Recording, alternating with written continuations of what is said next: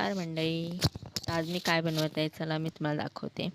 बघा एक कढई घेतली, त्याच्यामध्ये तेल तापवून ठेवलं आणि तेजपत्ता टाकला, त्याच्यामध्ये कढीपत्ता टाकला, राई जिरा मोहरी टाकली आणि व्यवस्थित ते परतून घेतला.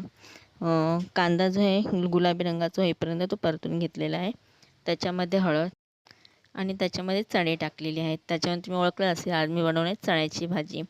तर ही चणे ना मी दुपारीच 8 तास झालेला भिजून, दुपारी 1 वाजता मी भिजून ठेवलेले होते. आणि कालचा व्हिडिओमध्ये तुम्ही पाहिलंच असेल की माझ्या जे जेवणाचं ताट होतं त्याच्यामध्ये ही भाजी मी दाखवलेली. तर कालच आम्ही बनवलेली भाजी. तर नंतर मी ह्याच्यामध्ये चणे व्यवस्थित मिक्स झाल्यावर मी अद्रक लसणाचा पेस्ट टाकलेला आहे. अद्रक लसणाची पेस्ट टाकून झाल्यावर मी तिखट टाकले, लाल तिखट आणि ओलं खोबरं वाटलेलं होतं माझ्याकडे ते टाकलं. नंतर जिरा मेथी पावडर, धने पावडर, गरम मसाला आणि थोडीशी कस्तुरी मेथी. ती मी पण कस्तुरी मेथी पण मी घरीच तयार करते. आणि मग त्याच्यामध्ये मला आवश्यक आहे सणे शिजेल एवढं मी पाणी टाकून ठेवलं आहे. आणि ह्याला मी बघा आवडीनुसार मीठ टाकून मी झाकण लावून घेणार आहे.